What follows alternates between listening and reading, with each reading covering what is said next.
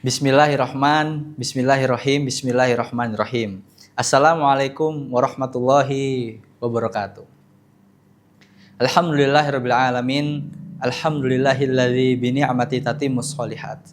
Asyhadu an la ilaha illallah wahdahu la syarikalah wa asyhadu anna Muhammadan abduhu wa rasuluh la nabiyya wa la rasulahu ba'da. Alhamdulillah, yang pertama mari sama-sama kita panjatkan rasa syukur kita kehadirat Allah Subhanahu wa taala. Karena berkat taufik, rahmat, dan karunia-Nya, kita pada kesempatan tahun ini bisa kembali merasakan, bisa bertemu kembali dengan bulan suci Ramadan. Sahabat Kiromah yang saya muliakan karena Allah Subhanahu wa taala. Pada bulan suci Ramadan ada satu ibadah yang sudah tertulis dalam Al-Qur'an dan kita sama-sama paham, yaitu menjalankan puasa Ramadan. Selama 30 hari kita menjalankan namanya puasa. Kita menahan godaan, baik itu lapar, haus, dan segala macam yang Allah larang. Berarti di sini selama hari-hari itu berjalan, dilarang kita makan, dilarang kita minum, dan hal-hal yang tidak Allah sukai. Di sini muncul pertanyaan, bagaimana jika kita nanti belum mampu untuk menjalankan ibadah puasa? Nah, alhamdulillahnya kita itu lahir dan insya Allah juga meninggal dalam keadaan Islam. Islam menghadirkan sebuah konsep yang ternyata Islam itu nggak mengajarkan penganutnya jadi kuat aja. Jadi puasa itu sebenarnya adalah salah satu cara untuk melatih diri kita, melatih fisik kita itu nggak hanya jadi lebih baik. Bahkan dalam ilmu medis pun dikatakan bahwa puasa itu ternyata membersihkan pencernaan kita. Ketika pencernaan kita bersih, dinetrali lagi, itu kita mendapatkan fisik kita yang lebih kuat. Tapi nggak semua orang mampu untuk menjalankan puasa. Nah, Islam hadir dengan konsep menjaga Islam hadir itu nggak menghadirkan sosok pribadi yang kuat, tapi juga menjaga yang lemah. Makanya konsep fidyah itu lahir. Sahabat Kiromah yang saya muliakan karena Allah Subhanahu wa taala, muncul pertanyaan, apa sih sebenarnya fidyah itu? Fidyah dalam kitab Fathul Qorib karya Imam Ibnu Qasim Al-Ghazali dijelaskan bahwa fidyah itu kita tuh memberi makan orang miskin sebagai pengganti puasa. Nah, di sini fidyah itu berarti hukuman dong bagi yang nggak berpuasa. Oh tidak. Di sini justru Islam menghadirkan yang namanya solusi. Kita bisa sebut fidyah itu adalah rukhsah. Rukhsah itu keringanan. Jadi jangan sampai kita beranggapan bahwa yang belum bisa menunaikan puasa, ini nih fidyah itu hukuman. Oh bukan, fidyah itu adalah sebuah keringanan, solusi, konsep bagaimana Islam itu juga nggak fokus kepada gimana sih orang-orang muslim itu menjadi kuat, tapi bagaimana juga dia menjaga yang lemah. Nah, dijelaskan bahwa ada beberapa orang-orang yang masuk kategori golongan yang wajib membayar fidyah. Yang pertama adalah orang-orang yang sudah masuk usia renta.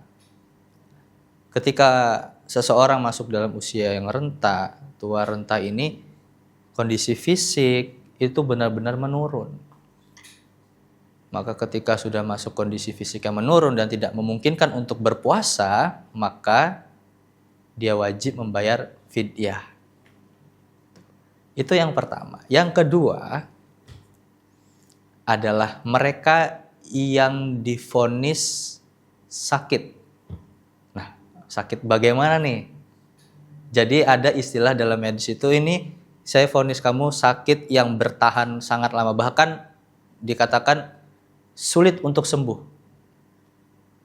Bahkan ada juga yang mengatakan tidak ada harapan untuk sembuh. Maka mereka yang termasuk golongan orang-orang yang sakit kronis ini, itu wajib membayar fidyah karena dia tidak memungkinkan untuk berpuasa.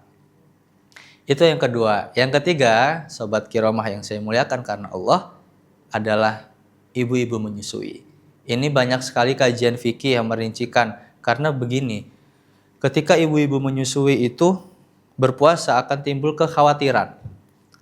Yang kekhawatiran ini akan berdampak kepada sang anak. Maka orang ibu-ibu yang menyusui itu juga masuk dalam fase fidyah tadi. Sahabat kiramah yang saya muliakan karena Allah, saya itu bertanya-tanya, kok bisa ada konsep fidyah? Kok bisa Islam menghadirkan puasa? Nah, ternyata di sini kita mendapatkan ilmu yang lagi-lagi tadi kita sama-sama dengar bahwa Islam itu nggak hanya menjadikan pribadi penganutnya itu kuat, tapi juga bagaimana menghadirkan penjagaan bagi yang lemah. Sekarang ada yang baru nih. Ternyata dengan berpuasa dan fidyah itu menghadirkan lagi karakter namanya jiwa sosial yang tinggi.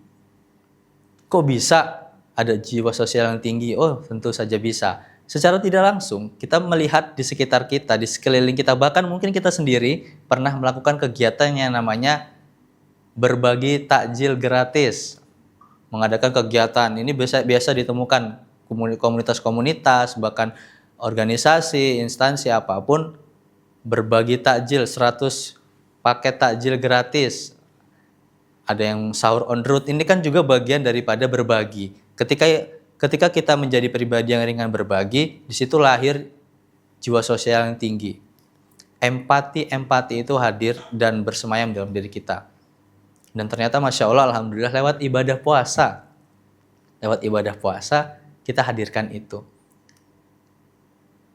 Fidyah juga seperti itu. Konsep fidyah pun kita sama-sama tahu, yaitu berbagi kepada orang-orang miskin. Ketika kita melatih diri kita untuk berbagi harta kita, membagikan apa yang kita punya kepada orang-orang miskin yang mungkin kita juga nggak kenal itu, maka disitulah diri kita terlatih. Bagaimana kita memahami bahwa harta itu titipan. Hanya Allah yang punya ini. Maka ketika kita tahu harta itu titipan, seharusnya ya kita dengan ringan berbagi. Membagikan harta yang ada dalam diri kita, karena itu sejatinya titipan. Nah, Masya Allah, Islam hari ini mengajarkan kita banyak hal. Lewat puasa, lewat fidyah, nggak hanya menjadi pribadi yang ringan berbagi, tapi muncul jiwa sosial yang tinggi, empati baru di bulan Ramadan ini. Goals yang kita dapat adalah setelah bulan Ramadan ini ya kita menjadi karakter yang lebih baik, ringan berbagi, dan lebih disukai banyak orang. Nah, justru ini dijelaskan oleh hadis bahwa sebaik-baik manusia adalah yang bermanfaat bagi orang lain. Masya Allah, fidyah. Kita berbagi, orang lain dapat manfaatnya. Nah, sahabat kiromah yang saya muliakan karena Allah Subhanahu wa taala, perlu kita pahami satu hal. Kita sudah tahu orang-orang yang masuk kategori harus membayar fidyah, mereka yang masuk masa renta, sakit, dan juga ibu-ibu yang menyusui. Berarti kita tuh cara berpikirnya seperti ini. Jangan sampai kita menunggu masa fidyah dulu, katakanlah seperti itu, baru kita berbagi. Nah, ini yang mungkin beberapa orang keliru. Jadi ketika kita sudah paham konsep fidyah, ketika kita sudah tahu, oh goalsnya tuh ketika kita belajar tentang fidyah tuh ini loh, menghasilkan karakter yang baik seperti ini. Maka dari sekarang, justru kita hadirkan rasa empati yang tinggi itu, jiwa sosial itu kita latih dari sekarang, dari berbagi. Nah, di sini ada hikmah daripada itu. Sahabat kiromah yang saya muliakan karena Allah, mudah-mudahan pertemuan kita kali ini bisa menumbuhkan pribadi yang lebih baik. Ramadan tahun ini harapannya kita nggak jadi muslim yang kuat saja, tapi juga menjadi pribadi muslim yang ringan berbagi. Mudah-mudahan Allah Subhanahu wa taala menerima amal ibadah puasa kita, dan di Ramadan tahun depan kita bisa bertemu kembali. Sekian, terima kasih. Mohon maaf atas segala kata-kata yang mungkin kurang berkenan. Billahi taufiq wal hidayah, waridho wal inayah. Assalamualaikum warahmatullahi wabarakatuh. Kiromah, kuliah ibadah Ramadan, amal dan hikmah. Tayang setiap menjelang berbuka puasa selama bulan Ramadan.